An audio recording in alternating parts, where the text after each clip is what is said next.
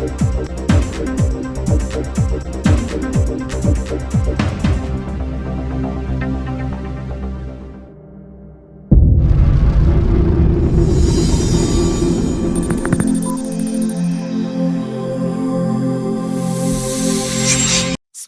సమరయోధుడు టంగుటూరి ప్రకాశం పంతులు జయంతి వేడుకలను విజయనగరం జిల్లాలో కలెక్టర్ కార్యాలయంలో ఘనంగా నిర్వహించారు.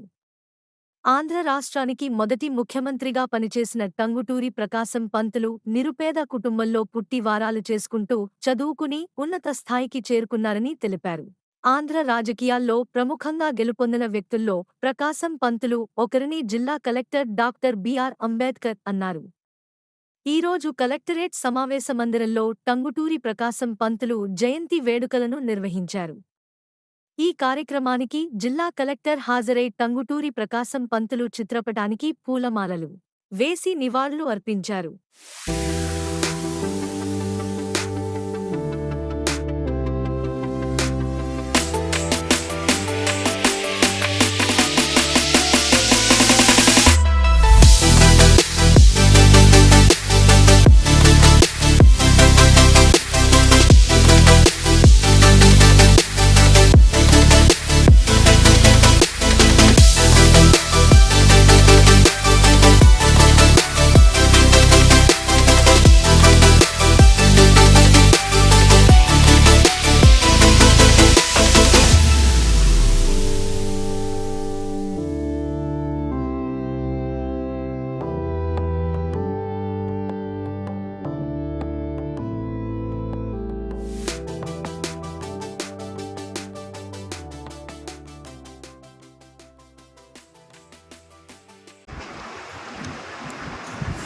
టంగుటూరి ప్రకాశం పంతులు గారి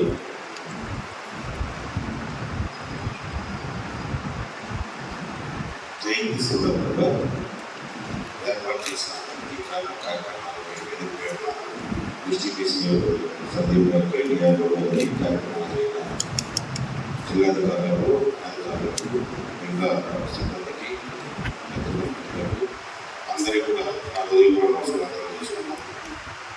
ప్రకాశం పంతులు గారి గురించి కొత్తగా చెప్పవలసిన అంశాలు మన రాష్ట్రానికి సంబంధించి సమగ్రంలో కావండి, రాష్ట్రపతి గురించి కానీ ఆయన చేసిన సభలు కానీ ఆయన పాలన ప్రతిమ కానీ ఎంతో స్ఫూర్తిదాయకం.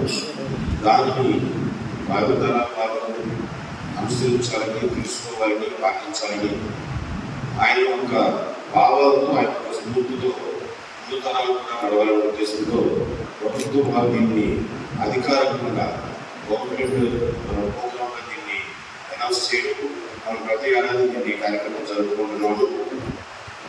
ఆయన గురించి ప్రతి ఒక్కరు కూడా తెలుసుకొని ముందు కూడా రాష్ట్రాలకి, దేశాభివృద్ధికి ప్రతి ఒక్కరు కృషి చేయాలని సందర్భంగా కోరుకుంటూ ఇందాక చెప్పారు. దీని గురించి ఈయన దేశాభివృద్ధి కాదు, రాష్ట్ర సమయం కాదు, మన జిల్లా కూడా అనుభవం ఉంది అన్న విషయాన్ని ఇందాక తెలియజేస్తున్నారు. మన ఎస్కోట ఎమ్మెల్యేగా ఆయన ఎన్నిక కావడం జరిగింది 1952లో. సో మన జిల్లాలో కూడా ఆయనకి చాలా అనుభవం ఉంది.